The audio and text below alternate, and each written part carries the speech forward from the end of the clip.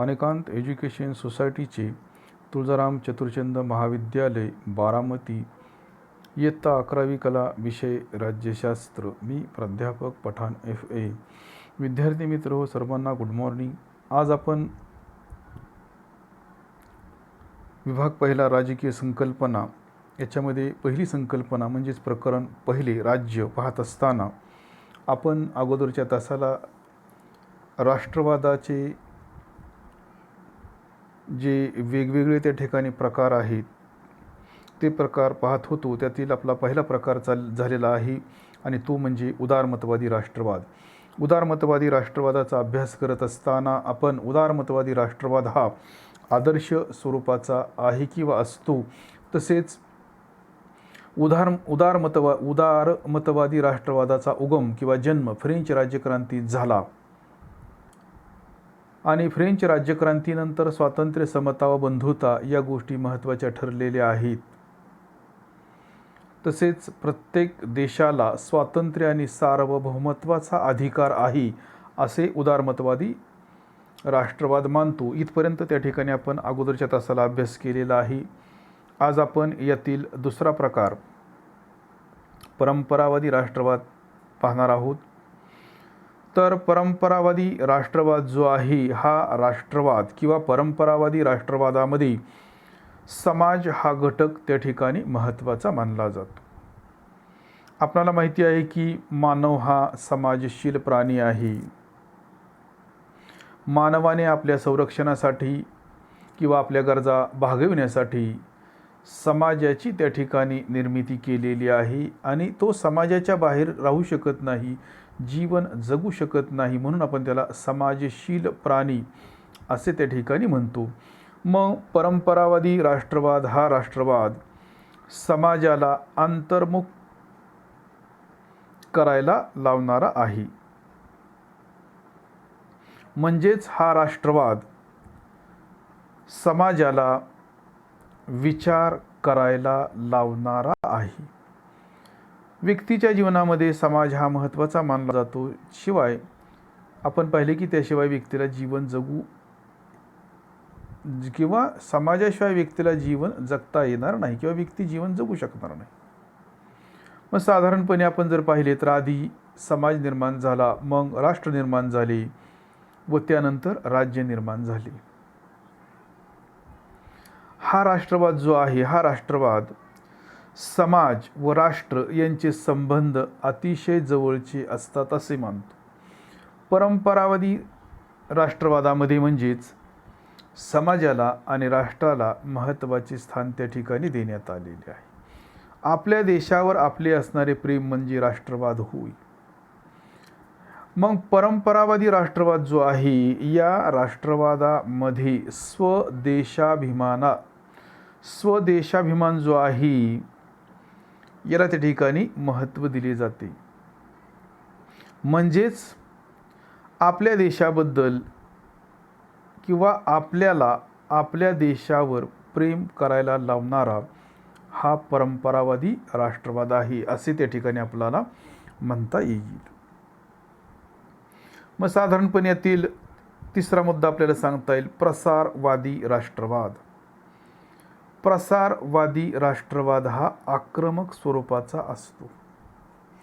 प्रसारवादी राष्ट्रवाद हा जो आहे तो आक्रमक स्वरूपाचा आहे. अशाच राष्ट्रवादामध्ये आपल्या साम्राज्याचा विस्तार करण्यावर भर दिला जातो. म्हणजेच राष्ट्रीय गौरवासाठी राष्ट्रे आक्रमक होतात आणि साम्राज्य निर्माण करण्याचा प्रयत्न करतात.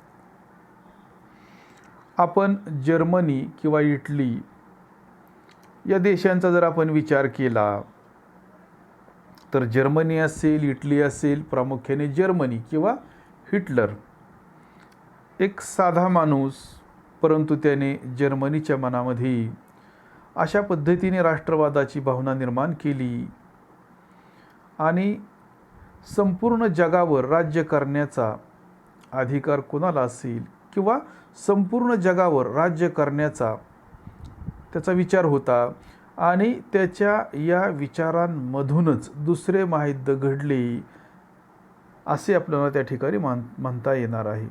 म्हणजेच हिटलरच्या मनामध्ये जो आक्रमक राष्ट्रवाद होता, हा आक्रमक राष्ट्रवाद किंवा या आक्रमक राष्ट्रवादामुळे जगाला दुसऱ्या महायुद्धाला त्या ठिकाणी सामोरे जावे लागलेले आहे. त्याची कारणे त्या ठिकाणी वेगवेगळी असतील, परिणाम तर त्याचे दूरगामीच होते. म्हणजेच प्रसारवादी राष्ट्रवाद जो आहे तो राष्ट्रवाद काय आहे, आक्रमक स्वरूपाचा आहे आणि अशा राष्ट्रवादामध्ये आपल्या साम्राज्याचा विस्तार करण्यावर त्या ठिकाणी भर दिला जातो. म्हणजेच नवीन नवीन त्या ठिकाणी प्रदेश मिळविण्याचा प्रयत्न या राष्ट्रवादाच्या माध्यमातून त्या ठिकाणी केला जातो.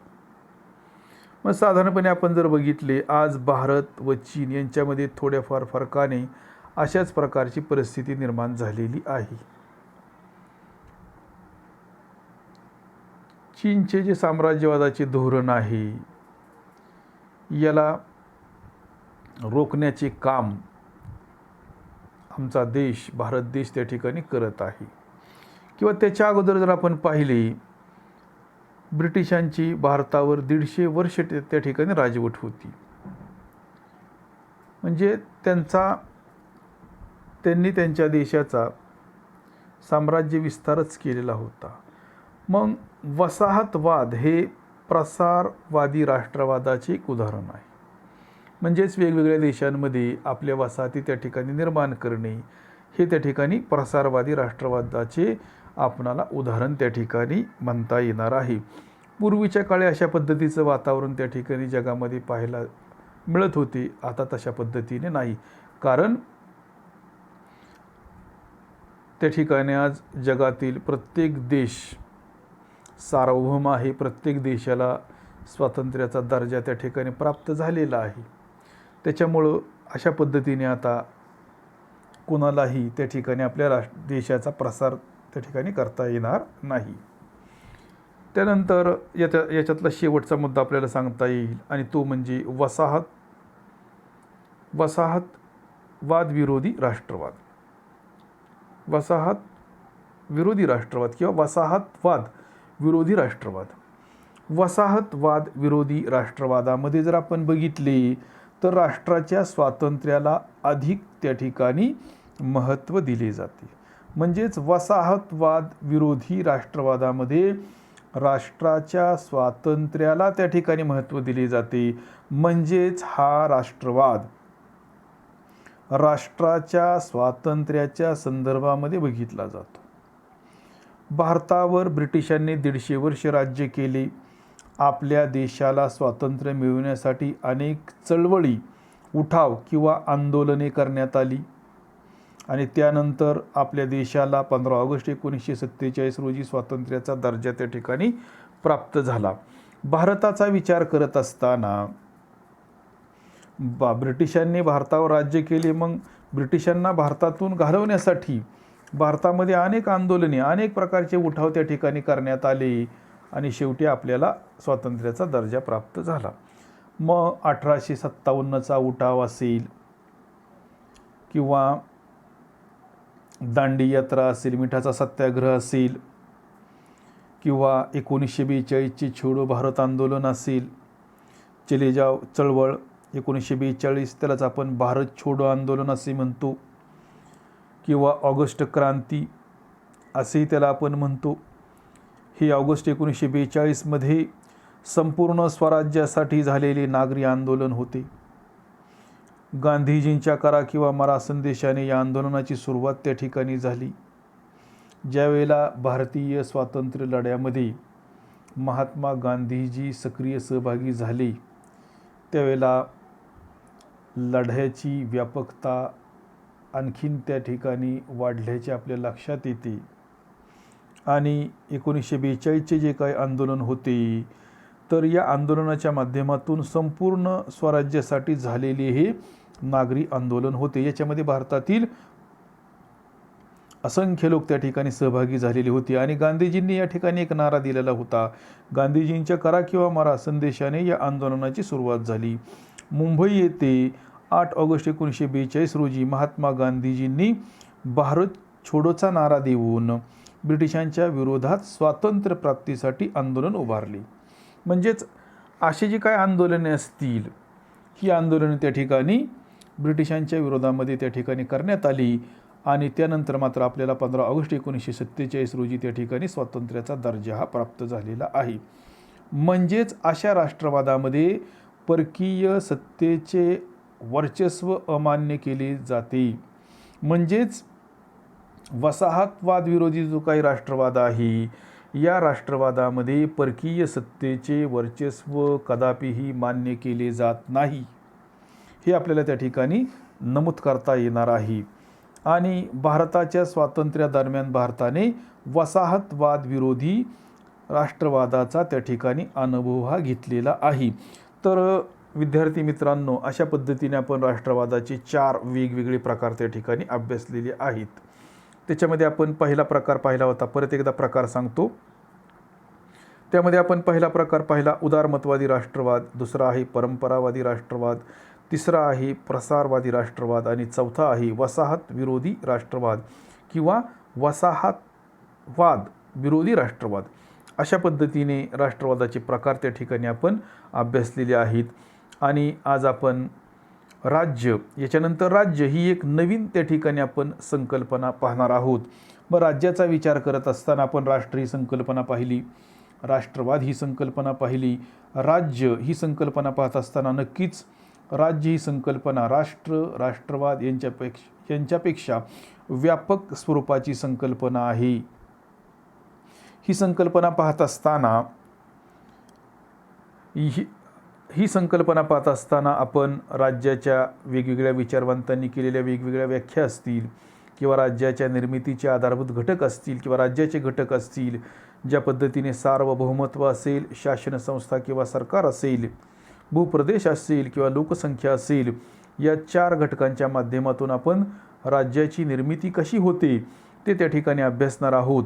तर राज्य ही संकल्पना पाहत असताना आपण भारताच्या संविधानाचा जर आपण विचार केला, भारताची राज्यघटना कॉन्स्टिट्यूशन याचा जर आपण विचार केला, तर भारताचे संविधान जगातील सर्वात मोठे लिखित संविधान आहे. भारताच्या संविधानाच्या सरनाम्यामध्ये म्हणजेच भारतीय राज्यघटनेची जी प्रस्तावना आहे, या प्रस्तावनेमध्ये किंवा भारतीय राज्यघटनेच्या सरनाम्याचा जर आपण विचार केला, तर या सरनाम्यामध्ये असे काही शब्द आहेत की त्याच्यामुळे भारतीय राज्यघटना नेमकी कशा पद्धतीची आहे, भारतीय राज्यघटनेमध्ये नेमक्या कोणकोणत्या गोष्टींचा समावेश त्या ठिकाणी करण्यात आलेला आहे, हे त्या ठिकाणी आपल्याला समजण्यासाठी मदत होणार आहे. तर भारतीय राज्य संविधानाचा सरनामा, त्यालाच आपण काय म्हणतो, उद्देशपत्रिका असे म्हणतो, त्यालाच आपण भारतीय राज्यघटनेची प्रस्तावना असे म्हणतो, त्यालाच आपण भारतीय राज्यघटनेचा गाभा असे सुद्धा म्हणतो. मग भारतीय संविधानाच्या सरनाम्यामध्ये बघा, सार्वभौम, लोकशाही, प्रजासत्ताक असे अर्थपूर्ण शब्द प्रयोग आहेत. सार्वभौम असेल, लोकशाही असेल, प्रजासत्ताक असे अर्थपूर्ण शब्द प्रयोग आहेत. आणि सार्वभौमत्व किंवा सार्वभौम याचा जर आपण विचार केला तर त्याचा अर्थ सर्वश्रेष्ठत्व असा होतो. मग सार्वभौम राष्ट्राला कोणताही निर्णय घेण्याचा अधिकार असतो. सार्वभौम राष्ट्राला त्याच्या राष्ट्राच्या बाबतीमध्ये कोणताही निर्णय घेण्याचा अधिकार असतो. असे राष्ट्र कोणत्याही इतर राष्ट्रांवर निर्णय घेण्यासाठी अवलंबून नसते. मग सार्वभौम राष्ट्र याचा जर आपण विचार केला तर आपल्या नागरिकांसाठी म्हणजेच आपल्या राष्ट्रातील नागरिकांसाठी कोणत्याही प्रकारचा कायदा करू शकते. जेव्हा एखादे राष्ट्र सार्वभौम होण्याची इच्छा दर्शवते तेव्हा ते स्वयंनिर्णयाच्या हक्काची मागणी करत असते. जेव्हा एखादे राष्ट्र सार्वभौम होण्याचा विचार करते तेव्हा ते राष्ट्र स्वयंनिर्णयाच्या हक्काची त्या ठिकाणी मागणी करत असते. राजकीय स्वयंनिर्णयाच्या हक्काचा आग्रह हा एखाद्या राष्ट्राला राज्याच्या दिशेने घेऊन जातो. आपण पाहिले की अगोदर समाजाची निर्मिती झाली, नंतर राष्ट्राची निर्मिती झाली आणि नंतर राज्याची निर्मिती झाली. ज्यावेळी एखादे राष्ट्र सार्वभौम होण्याचा विचार करते किंवा सार्वभौमत्वाच्या संकल्पनेचा विचार करते, त्यावेळेला त्या राष्ट्राचे एका बलाढ्य राज्यामध्ये रूपांतर होण्यासाठी त्या ठिकाणी मदत होत असते. आणि आपण जर पाहिले तर जेव्हा एखाद्या राष्ट्राजवळ काही घटक असतात, मग हे घटक कोणते आहेत, तर मग याच्यामध्ये सार्वभौमत्व असेल, लोकसंख्या असेल, भूप्रदेश असेल आणि शासन संस्था किंवा सरकार. म्हणजेच एखाद्या राष्ट्राजवळ ज्या वेळेला लोकसंख्या हा घटक आहे, सार्वभौमत्व हा घटक आहे, भूप्रदेश हा घटक आहे आणि शासन संस्था किंवा सरकार हा सुद्धा घटक असतो, त्यावेळी त्या राष्ट्राचे रूपांतर राज्यामध्ये होते. म्हणजेच राष्ट्राजवळ लोकसंख्या, भूप्रदेश, शासन संस्था किंवा सरकार आणि सार्वभौमत्व असे घटक असतात की जे घटक राज्य निर्माण होण्यासाठी महत्त्वाचे असतात, त्यावेळेला आपोआप त्या राष्ट्राची राज्यामध्ये त्या ठिकाणी रूपांतर होत असते. मग साधारणपणे आपण जर बघितले तर राज्याचे अस्तित्व आपणाला वारंवार जाणवत असते. राज्याचे जे काही अस्तित्व आहे हे अस्तित्व आपणाला वारंवार त्या ठिकाणी जाणवत असते. मग आपण जर पाहिले तर राज्याला राज्यातील नागरिकांसाठी वेगवेगळ्या प्रकारची त्या ठिकाणी कामे करावी लागतात. राज्याची निर्मिती मानवाने का केली, समाजाची निर्मिती मानवाने का केली, तर आपले संरक्षण करण्यासाठी, आपल्या गरजा भागवण्यासाठी, आपला विकास करण्यासाठी मानवाने समाजाची निर्मिती केली, राष्ट्राची निर्मिती केली आणि राज्याची सुद्धा निर्मिती त्याने त्याच्यासाठीच केलेली आहे. आणि मग त्यामुळे राज्याची सुद्धा जबाबदारी आहे आणि म्हणून राज्याला राज्यातील नागरिकांसाठी त्या ठिकाणी वेगवेगळ्या प्रकारची कामे करावी लागतात. आपण पाहिले होते की राज्य म्हणजे काय, तर एका विशिष्ट भूप्रदेशावर सुसंघटित झालेला लोकसमूह म्हणजे राज्य होय. वास्तविक पाहता राज्य ही अमूर्त स्वरूपाची संकल्पना आहे. मग राज्याची कामे कोण करते, तर राज्याची कामे प्रत्यक्षामध्ये कोण करतं, तर राज्याची कामे प्रत्यक्षामध्ये शासन संस्था किंवा सरकार करते, ज्याचा उल्लेख आपण मंत्री असा करतो. तर यांच्या माध्यमातून राज्याची कामे जी काही असतील, जनतेची जी काही कामे असतील, ही सर्व कामे करण्याचे काम शासन संस्था किंवा सरकार करत असते. आणि म्हणून शासन संस्था ही मूर्त स्वरूपाची संकल्पना आहे. राज्यामध्ये राज्यातील सर्व लोकांचा समावेश होतो. तर शासन संस्थेमध्ये राज्यातील काही ठराविकच लोकांचा समावेश त्या ठिकाणी होतो की ज्याचा उल्लेख त्या ठिकाणी आपण मंत्री असा करतो. मग याच्यामध्ये सुद्धा कॅबिनेट मंत्री असतील, राज्यमंत्री असतील किंवा उपमंत्री असतील, असा त्यांचा क्रम त्या ठिकाणी आपणाला लावता येणार आहे. मग साधारणपणे राज्याला वेगवेगळ्या प्रकारची त्या ठिकाणी कामे करावी लागतात. मग ही कामे कोणती आहेत, जसे की मग शिक्षण असेल, समाज कल्याण असेल, संरक्षण असेल, कायदा असेल आणि सुव्यवस्था. म्हणजेच शिक्षण असेल, समाज कल्याण असेल, त्याच्यानंतर संरक्षण असेल, कायदा करण्याचे कामसुद्धा कोण करते, शासन संस्थाच करते, राज्यच करते.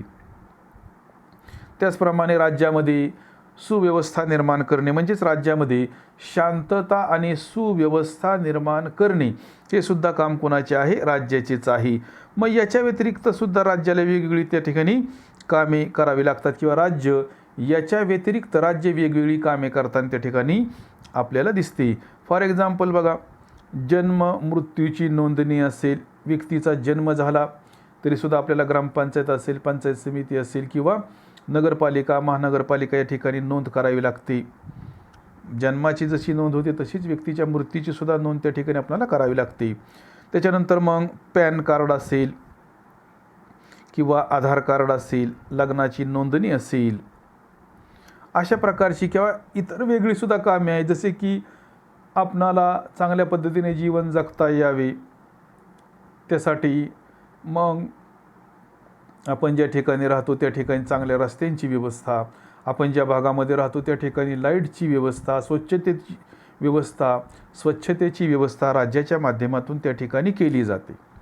म्हणजेच राज्य अशा पद्धतीची कामे त्या ठिकाणी राज्य करते आणि राज्य आपणाला वेगवेगळे हक्क त्या ठिकाणी प्रदान करते. राज्याच्या माध्यमातून आपल्याला वेगवेगळे हक्कसुद्धा त्या ठिकाणी दिले जातात. जसे की मग नागरी हक्क असतील, आर्थिक असतील, वेगवेगळी स्वातंत्र्यसुद्धा मिळतात. जसे की नागरी स्वातंत्र्य असेल, राजकीय स्वातंत्र्य असेल, आर्थिक स्वातंत्र्य असेल, सामाजिक स्वातंत्र्य असेल, अशा पद्धतीचे हक्क किंवा स्वातंत्र्य राज्याच्या माध्यमातून त्या ठिकाणी आपणाला प्रदान केली जातात.